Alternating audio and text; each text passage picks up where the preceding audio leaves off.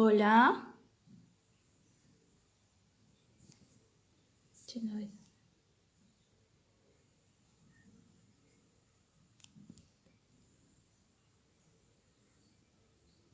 Ahí está. Hola, buenas tardes. Buenas tardes en Ecuador, Colombia, México, no sé quién más. Hola.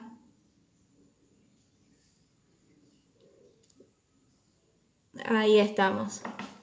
Me siguen llegando invitaciones, así que eso me está haciendo un poco quitar la señal. Pero bueno, vamos a esperar a que salgan un poquito más de invitados y arrancamos.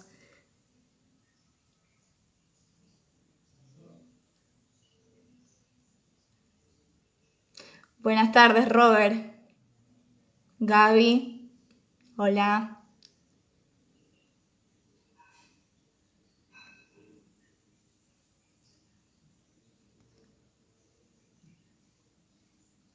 Hola, Vero, buenas tardes. Sería bueno que me vayan poniendo de qué parte del mundo son, así, así nos familiarizamos un poquito más. Maestro, buenas tardes, Edward. Tengo muchos compañeros, colegas conectados.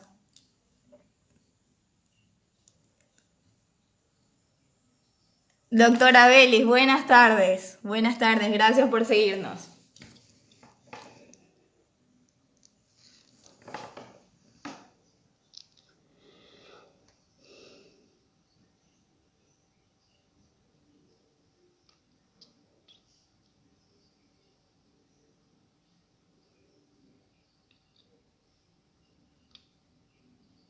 Iba a decir, llegamos a los 50 y empezamos, pero ya tengo 50.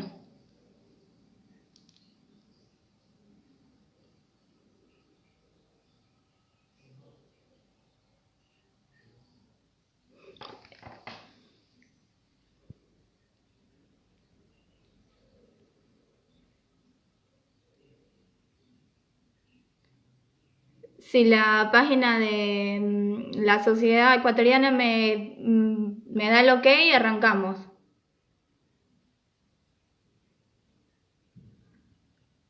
Doctor Palomino, buenas tardes. ¿Listo?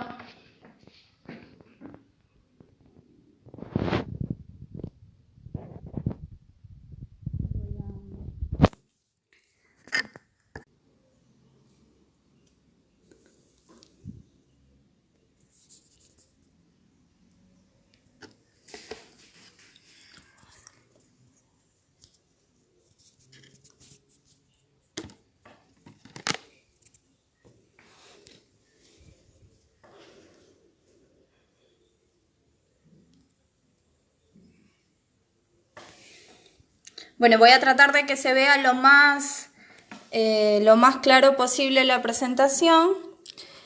Bueno, empezamos. Soy la licenciada Giovanna Binetti, soy terapeuta respiratoria, magíster en Economía y Gestión en la Salud. Pertenezco al programa Respirar de la Ciudad Autónoma de Buenos Aires, Argentina. Y bueno, he sido invitada por la Sociedad Ecuatoriana de Fisioterapia a dar un tema que la verdad es un tema difícil de dar. Vamos aprendiendo todos los días y de esto no hay mucho publicado en el tema de rehabilitación respiratoria. Con lo cual me gustaría dividir la charla en 3 fases. La primera, describiendo brevemente la enfermedad y sus fases. Posteriormente, en qué consiste la rehabilitación respiratoria y qué evidencia hay hasta el momento publicada en las diferentes intervenciones en relación al COVID. Y después dar algunas recomendaciones, tanto para el profesional como para el público en general, porque hay mucha gente que nos está viendo, ¿no?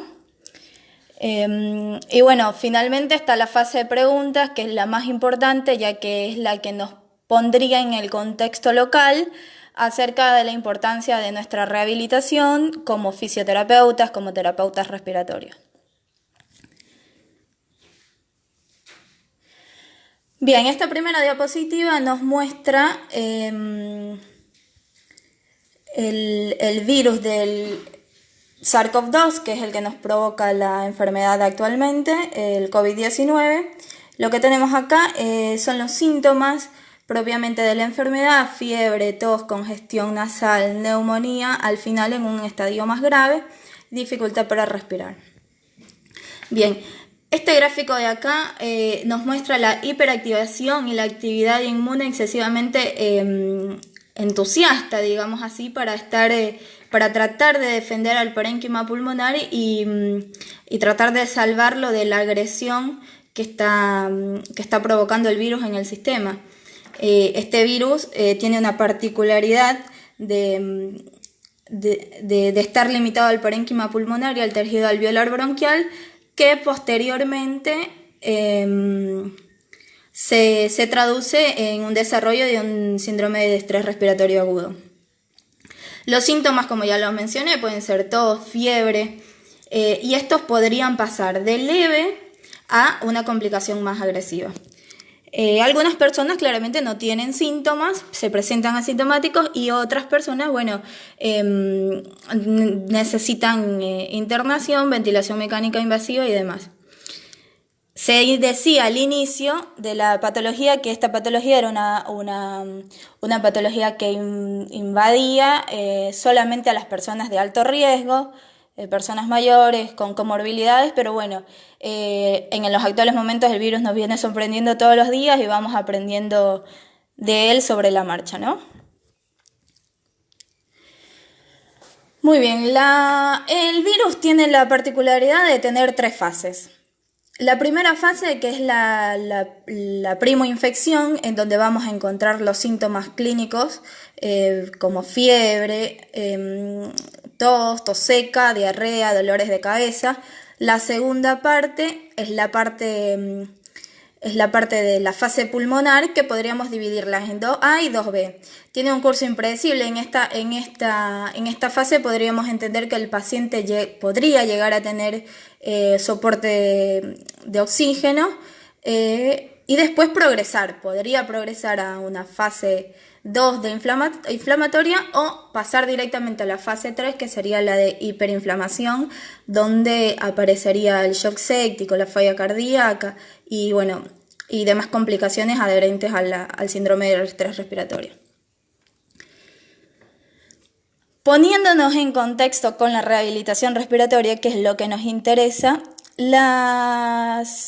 los diferentes organismos han determinado la definición de la rehabilitación respiratoria, en la que definen que es una intervención integral basada en una minuciosa evaluación del paciente, seguidas de terapias diseñadas a medida, que incluyan, pero que no se limitan solamente al entrenamiento físico. También está caracterizada por tener educación y cambios en los hábitos de vida, con el fin de mejorar la condición física y psicológica de las personas con enfermedad respiratoria crónica, y promover la adherencia a conductas para mejorar la salud a largo plazo. En base a esta definición, en el 2018 salieron las nuevas recomendaciones en rehabilitación respiratoria, publicada por la Revista Argentina de Medicina Respiratoria, donde indica que los beneficios son la reducción de la disnea, la tasa de exacerbaciones, hospitalizaciones y algo muy importante, que es el uso de los recursos en salud, como así también la mejoría de la tolerancia al ejercicio y la calidad de vida.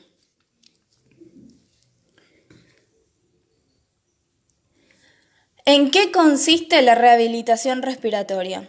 Tiene componentes y principios. Los componentes principales de la rehabilitación respiratoria, como piedra angular, está el entrenamiento muscular.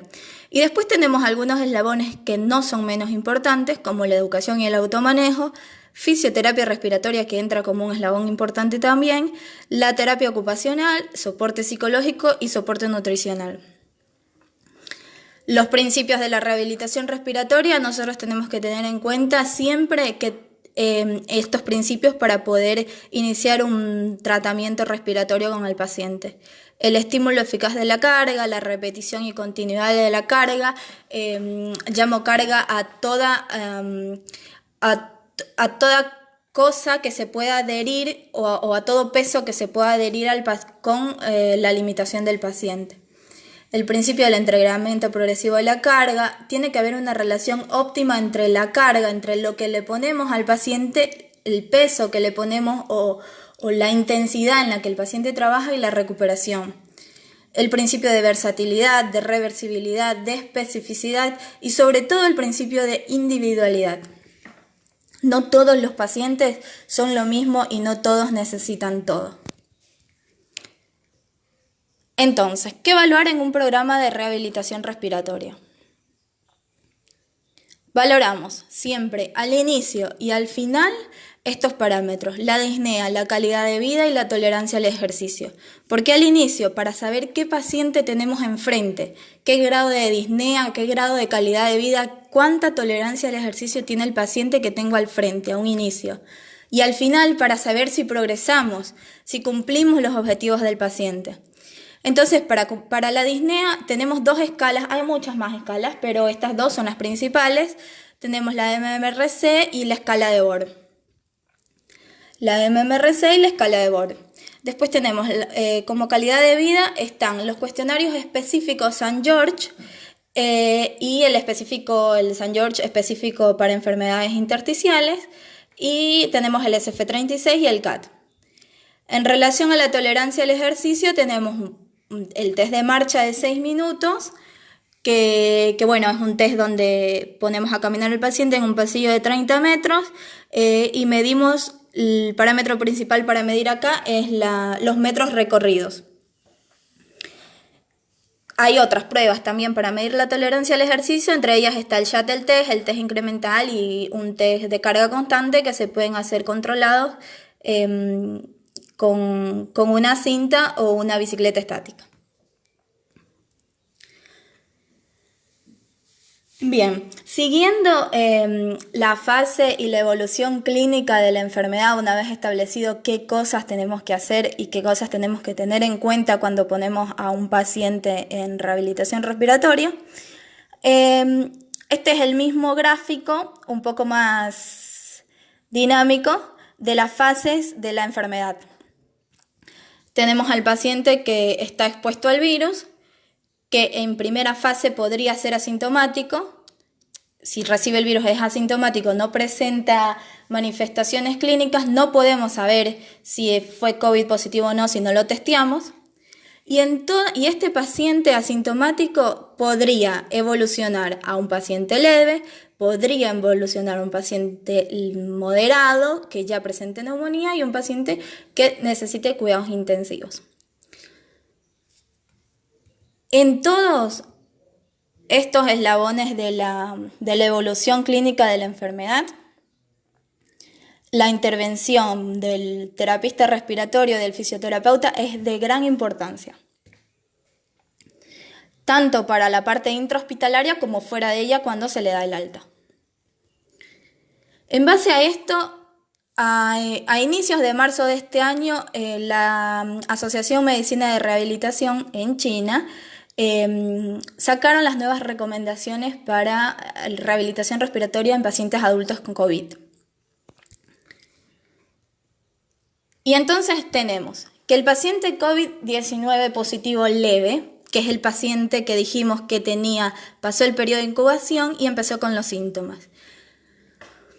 Este paciente, las recomendaciones generales de este paciente, porque es el paciente que probablemente tuvo síntomas y se quedó aislado en casa, las recomendaciones generales para este paciente serían educación y automanejo de la enfermedad, que pueda descansar bien, que tenga un sueño adecuado, dieta equilibrada, dejar de fumar.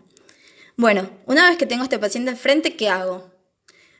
Tengo que tener y programar o tratar de incentivar una actividad física, donde la intensidad del ejercicio no sobrepase un puntaje de disnea de Borg mayor a 3, es decir, que el paciente tenga poca disnea.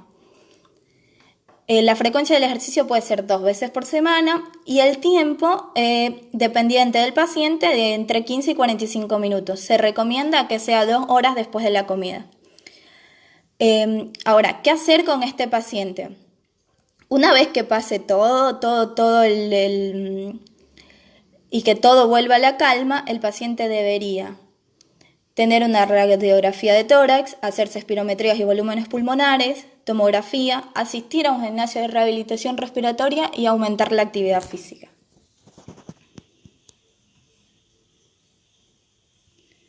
Bien, ahora vamos con el paciente COVID-19 positivo leve, que está en un hospital, que está internado en un hospital, que seguramente este paciente no requiera ventilación mecánica, pero sí soporte de oxígeno.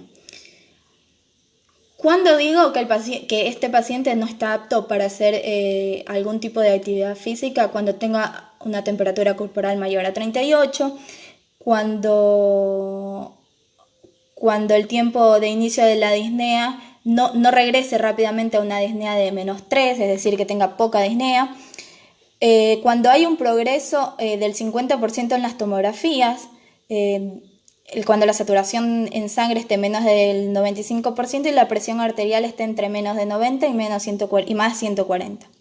Entonces, si el paciente no tiene nada de esto, nosotros podemos empezar a tratar de que el paciente que está aislado en una habitación de un hospital empiece a tener un poco de movilidad dentro de la habitación. ¿Cuáles son los signos de alarma? Que tenga un poco más de disnea, que tenga presión en el pecho, mareos, visión borrosa, palpitaciones.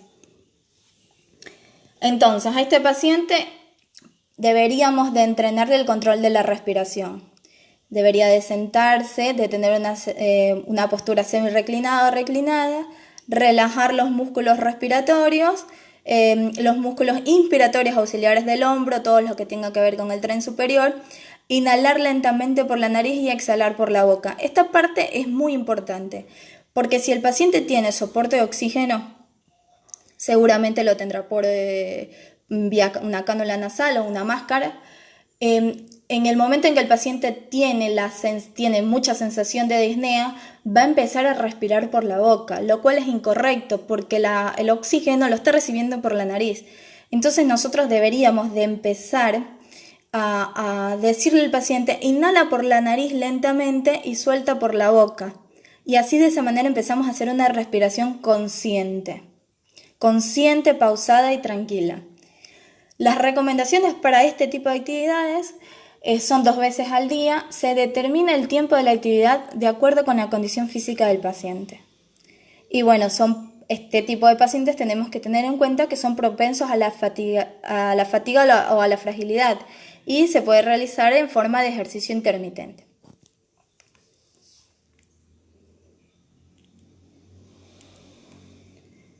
Bien, ahora, ¿qué pasa con el paciente que progresó? De moderado, que estuvo en una sala de internación y empeoró, y ahora es un paciente COVID-19 positivo grave y en estado crítico. Estos pacientes representan aproximadamente el 15% de los pacientes diagnosticados. Los últimos resultados patológicos mostraban principalmente las lesiones alveolares difusas. Muchos pacientes que reciben ventilación mecánica pierden por completo la respiración espontánea, claramente porque estos pacientes tenemos que sedarlos y relajarlos. Y no tienen reflejos de estimulación, con lo cual la incidencia de delirio es alta. Y la incidencia de la miopatía del paciente crítico también.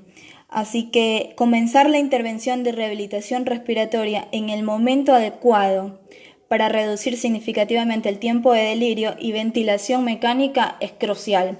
Para nosotros los terapistas respiratorios es importante tener en cuenta siempre hacernos la pregunta de cuando intubamos a un paciente, ¿por qué no lo extubamos? Siempre tenemos que pensar que si el paciente respondió su patología de base, ¿por qué no lo extubamos? ¿Por qué prolongarle la ventilación mecánica cuando podemos extubarlo lo más rápido posible? Entonces, esa es la pregunta que debemos hacernos nosotros como terapistas respiratorios, como fisioterapia. ¿Por qué no extubamos al paciente? Y mejorar el estado funcional del paciente, claramente que si lo sacamos del respirador y mejoramos su condición, vamos a trabajar mucho más rápido y que este paciente pueda volver a su vida normal. Bien, esto hablando del paciente que está el paciente que está crítico en cuidados intensivos. Resulta que tenemos al paciente leve que se dio de alta. Vamos a ver, ¿qué hacemos al paciente leve que está dado de alta? Principalmente en este paciente lo que tenemos que tener es la recuperación y la actitud física. Se puede elegir un ejercicio aeróbico para restaurar gradualmente la capacidad del paciente para mejorar sus actividades de la vida diaria o las actividades que hacía antes de tener la enfermedad. Es importante que este paciente que fue leve no sobrepase la escala de disnea entre 3 y 5. No queremos que ese paciente leve se canse tanto. Bien, ahora, ¿qué hacemos con el paciente dado de alta con enfermedad grave? O sea, el paciente que lo extubaron y que llegó a la casa. No se debería de iniciar un tratamiento con un paciente que tenga frecuencia cardíaca más de 100 latidos por minuto, una TA entre menos de 90 y mayor a 140 milímetros de mercurio, saturación menos de 95% u otras enfermedades no aptas para el ejercicio. Si el paciente no tiene esto, nosotros podríamos iniciar un tratamiento y finalizar el ejercicio cuando presente disnea, mareos, visión borrosa, inestabilidad hemodinámica. Muy bien, en base a todo esto es la intervención como terapeutas respiratorios dentro de la unidad de cuidados intensivos de las salas hospitalarias. En este mismo año, muy recientemente, apareció este artículo que indica la rehabilitación respiratoria tempranamente en pacientes con COVID-19, pacientes adultos. Fue un estudio controlado, randomizado, en lo que hicieron fue investigar qué pasaba con querían saber a las 6 semanas sobre su función respiratoria, sobre su movilidad y su función psicológica. ¿Qué fue lo que hicieron ellos? No hicieron actividad física, no hicieron movilización precoz, como el estudio anterior. Lo que hicieron fue hacer un entrenamiento muscular respiratorio con ejercicio de tos, ejercicios de estiramiento, ejercicios de respiración diafragmática y utilizaron una resistencia manual comercial o un dispositivo de PIB externa. Bueno, ahora, ¿cuáles fueron los resultados de este grupo de pacientes que se sometió solamente a hacer fisioterapia convencional? En la línea celeste muestra los pacientes con intervención y la línea roja son los pacientes controles, porque fue un grupo de pacientes de 72 participantes, de los cuales 36 pacientes fueron sometidos a este tipo de rehabilitación con una resistencia manual comercial o un umbral de PIB, y el resto de los pacientes no recibieron intervención. Entonces, los pacientes con la línea azul fueron los que tuvieron la intervención y la línea roja fueron los pacientes controles. Vemos que los pacientes con la intervención caminaron más que los que no recibieron ninguna intervención. También quisieron medir ellos el estudio funcional respiratorio y vemos que los pacientes que recibieron la intervención mejoraron el VEPS-1 y la capacidad vital forzada y los pacientes control no. Ahora, este estudio da mucho para poder comentar, porque si nos fijamos en el test de marcha, no sabemos cuál fue la función el estado de estos pacientes, porque ya caminar 150 metros es muy poco. Entonces, claramente, si estos pacientes estuvieron en terapia intensiva, tenían la debilidad adquirida del paciente de terapia intensiva. No lo sabemos, no lo explican en el artículo, pero yo personalmente diría que si mejoraron, tal vez agregándole una terapia convencional como el entrenamiento aeróbico propio de la rehabilitación respiratoria. Recordemos que la fisioterapia es un eslabón de la rehabilitación respiratoria. Si lo sumamos, seguramente este grupo de pacientes habría caminado un poco más de lo que caminó solamente con la intervención de utilización de ejercicios diafragmáticos y de musculatura respiratoria sola. Por lo cual yo recomendaría que entre usar fisioterapia sola se combine con el entrenamiento muscular, que sería lo ideal para ayudar más a nuestros pacientes. Bien, pero después de esto la pregunta surge, ¿qué entrenamiento sería mejor? ¿Entre un entrenamiento ambulatorio o un entrenamiento en un gimnasio de rehabilitación? Para esto se hicieron muchos estudios a lo largo del tiempo y fueron estudios que tienen una base en enfermedad pulmonar obstructiva crónica. De ahí parten muchos estudios más para otras patologías crónicas respiratorias, pero ellos descubrieron que no hay ninguna diferencia entre hacer un tratamiento respiratorio de rehabilitación respiratoria en casa como hacerlo en un centro de salud especializado. O sea, que sea ambulatorio o en base al hospital. O sea, que el paciente vaya todos los días o 3 veces por semana a un gimnasio de rehabilitación.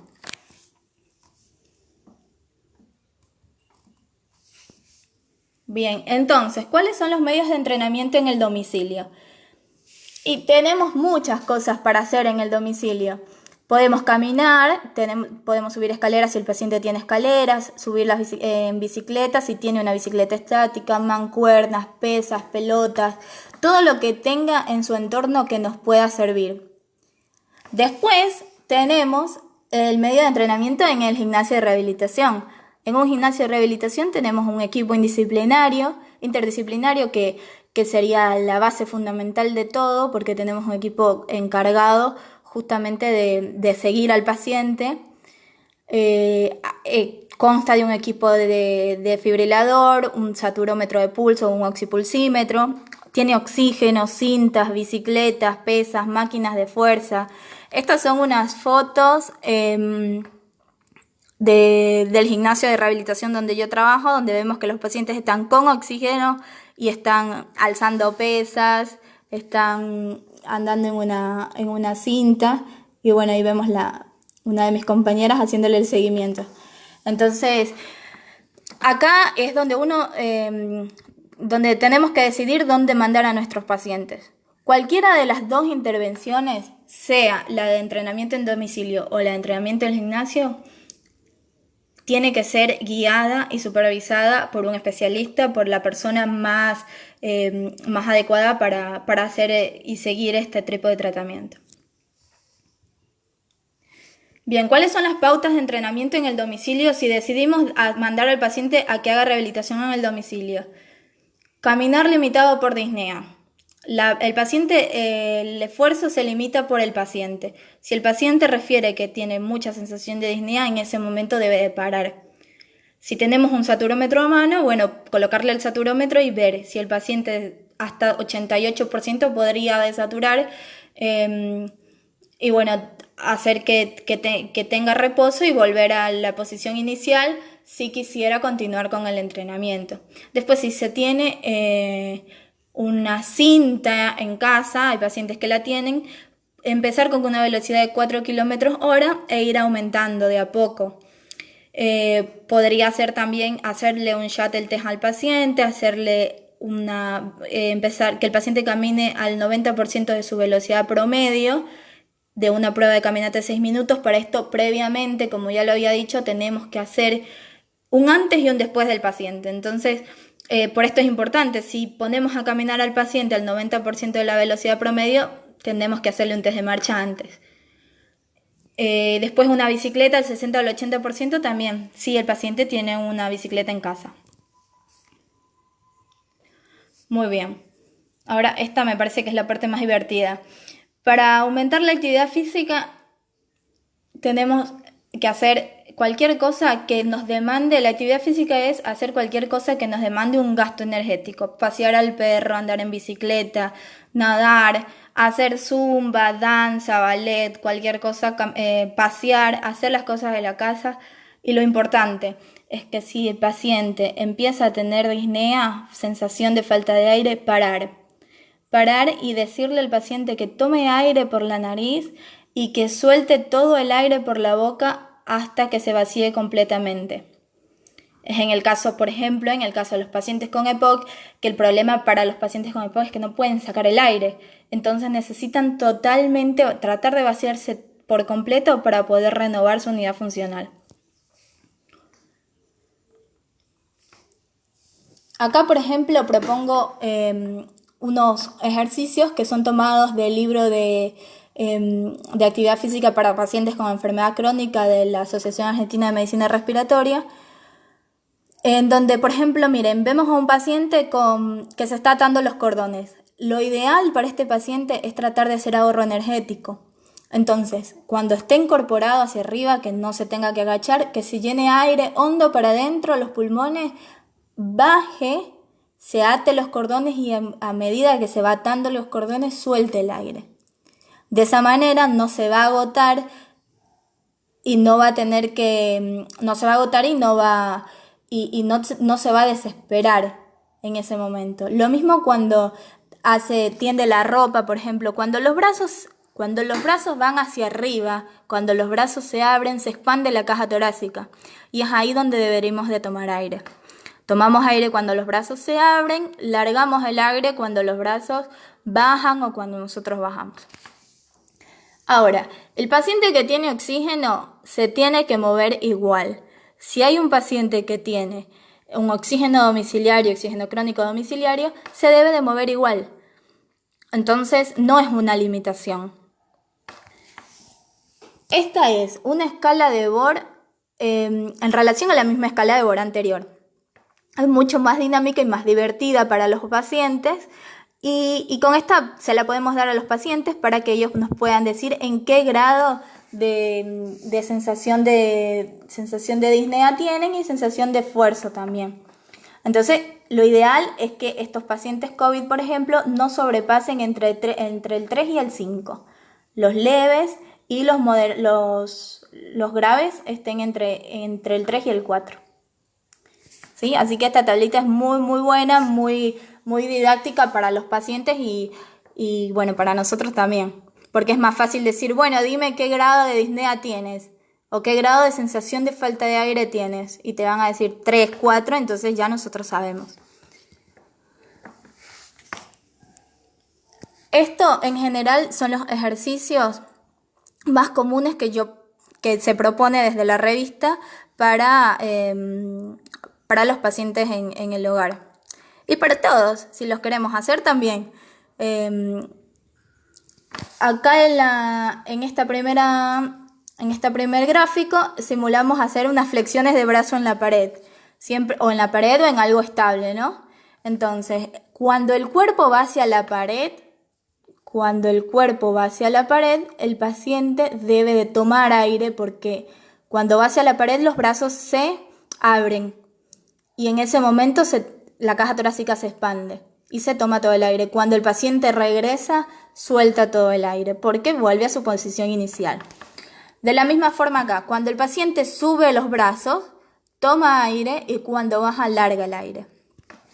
Y así todos los ejercicios que les puedo mostrar a manera de ejemplo.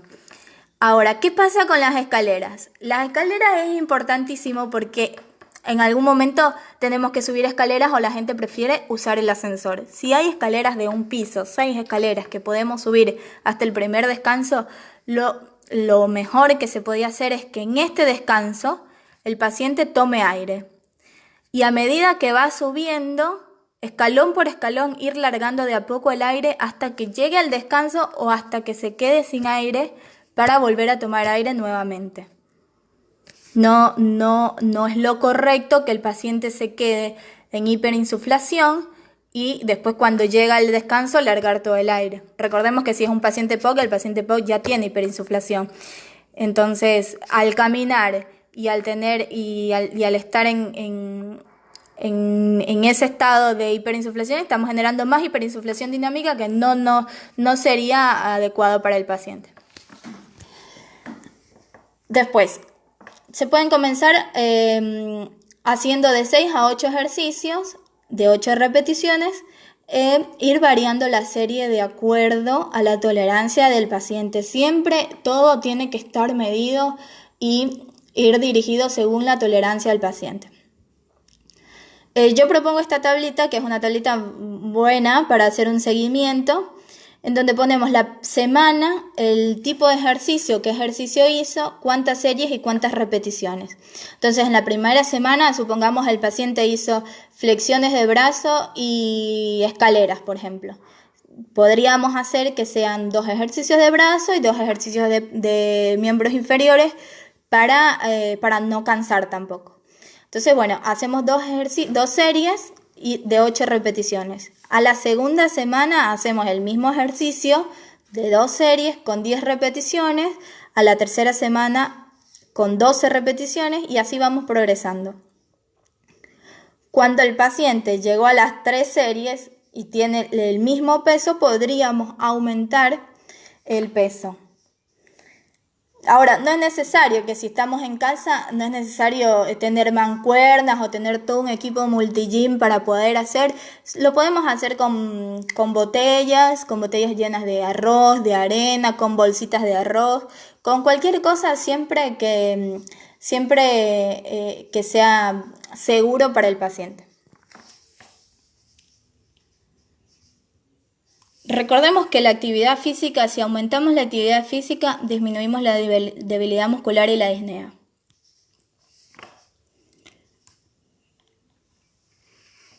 Entonces, puntos claves a tener en cuenta y haciendo una recopilación de todo. El COVID-19 es una enfermedad infecciosa, respiratoria y altamente contagiosa y que puede causar disfunción respiratoria física y psicológica en los pacientes. La rehabilitación respiratoria es muy importante para los pacientes en el curso del tratamiento clínico y la recuperación después de la cura. Es importante al inicio como al final. No sabemos aún cuáles son los daños que dejará el COVID y queda todavía por estudiar y hay que todavía investigar. No sabemos el daño, se cree que es un daño intersticial, se cree que es solamente un proceso inflamatorio que con el tiempo mejora. No sabemos. La rehabilitación respiratoria en pacientes COVID-19 positivos hospitalizados, el propósito es mejorar los síntomas de la disnea, aliviar la ansiedad y la depresión y mejorar la calidad de vida. Para los pacientes con enfermedades críticas y graves, el paciente que se intubó, el paciente que se pronó, son inestables o progresivamente peores, con lo cual no se recomienda una intervención prematura en rehabilitación respiratoria, se debería de esperar. Ahora, recomendar que los pacientes aislados utilicen folletos y consultas remotas con el método principal para guiar a los pacientes en el domicilio y posteriormente ser admitidos en un centro especializado. La evaluación y el monitoreo debe realizarse durante todo el tratamiento y se debe de poner al paciente en rehabilitación en gimnasio o en domicilio siempre y cuando la terapia sea supervisada.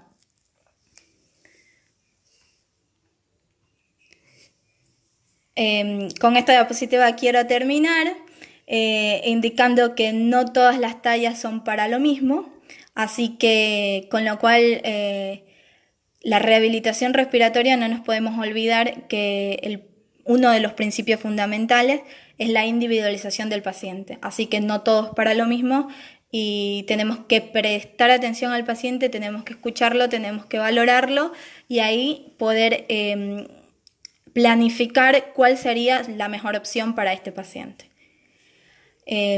Bueno, paso a la tercera parte que les dije que iba a ser la tercera parte de la charla, que serían las preguntas. Si alguien me quiere dejar alguna pregunta, que me parece que es lo más importante en el contexto local acerca de la importancia de nuestra intervención y todo.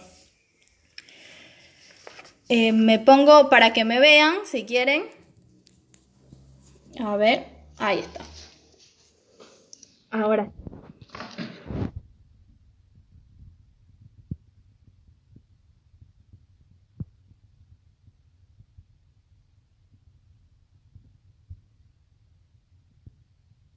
pasarles las diapositivas. Sí, si quieren les paso. Te respondo, Juan, la pregunta. Me pregunta si deja secuelas del COVID y si el COVID severo puede vivir con fibrosis por el daño en el parénquima. No sabemos. No sabemos, se cree que se forma una capa de fibrosis pulmonar por el daño que tiene el parénquima pulmonar, pero al momento no sabemos si realmente deja daño, o lo dije hace un momento, si deja daño o es producto solo de una inflamación que va pasando con el tiempo. Tendríamos que esperar un poco más la evidencia. En el paciente asistido ya por ventilación mecánica, lo dije hace un rato, la intervención debe ser pronta, pero debemos esperar a que el paciente esté hemodinámicamente estable, que no tenga alteraciones funcionales, que se pueda hacer. Si el paciente está pronado, no podemos hacer nada, tenemos que esperar a que vuelva a supino y volver a que esté hemodinámicamente estable para poder intervenir. Lo ideal sería que si el paciente no está pronado, tratar de elevar la cabecera, tratar de que mantenga la vía aérea permeable. Ese tipo de cosas que entiendo que en este momento es difícil. Hay intervenciones que se pueden hacer desde adentro, pero tenemos que siempre precautelar al paciente y nuestra bioseguridad misma.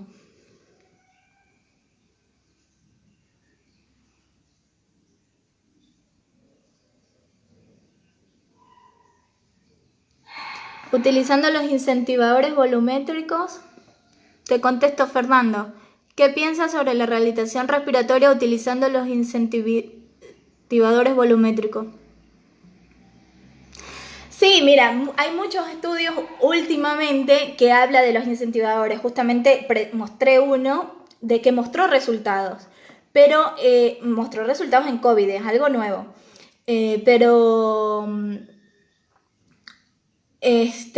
bueno, yo creo que sola la terapia como fisioterapia, como entrenamiento de músculos respiratorios, sola no haría mucho efecto. Me parece que lo que deberíamos de hacer es potenciar el tratamiento y agregar un entrenamiento físico, agregar un entrenamiento de fuerza, un entrenamiento aeróbico, agregar un equipo nutricional, agregar un apoyo psicológico, agregar todos los componentes que tiene el programa de rehabilitación, no solo la fisioterapia aislada.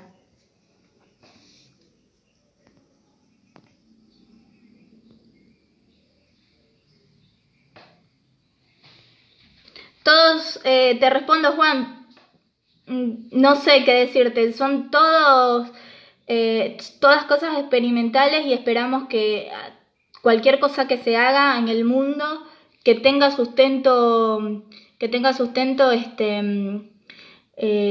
académico, que tenga sustento investigativo y que sirva para todos, sería genial.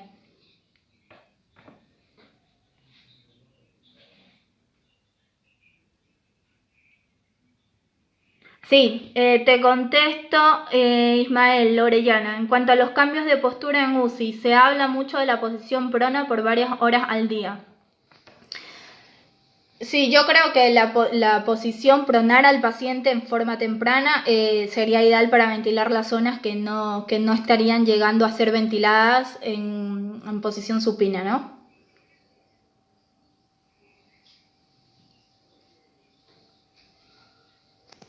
Creo que sí.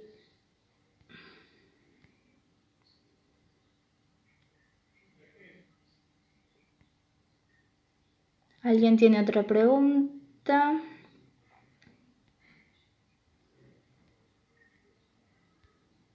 A ver, un ratito que estoy revisando, a ver si es que van a dejar guardado el en vivo. Sí, creo que sí, no sé, el licenciado Manjarres.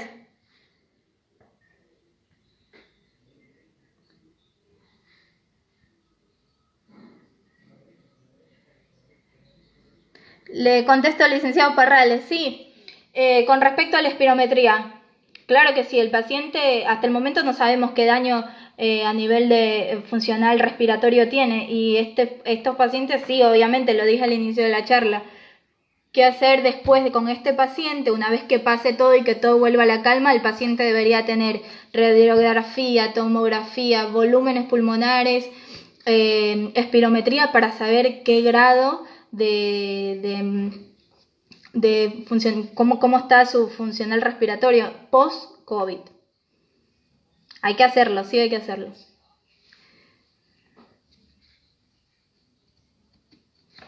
Sí, entonces sí hay que hacer espirometría, volúmenes, DLCO, tomografía. Hay que ver, hay que hacerlo y hay que hacerlo para hacer un seguimiento también del paciente. Bueno, me dijeron media hora y creo que me extendí un montón.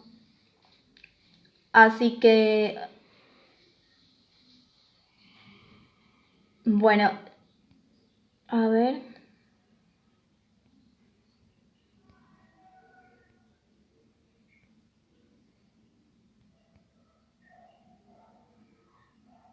Sí, la espirometría es muy importante para ver el patrón, qué patrón deja en estos pacientes.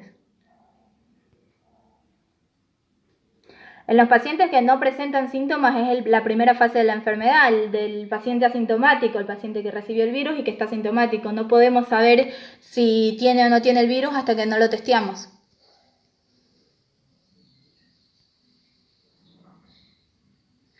Bueno, muchas gracias a todos. Un gusto saludarlos desde cualquier parte del mundo en el que estén y se hicieron todos amigos míos, así que en Facebook, así que tienen mi Facebook. Dejo al inicio mi mail, si quieren hacerme alguna consulta o escribirme, estoy a las órdenes. Un abrazo para todos y mucha suerte.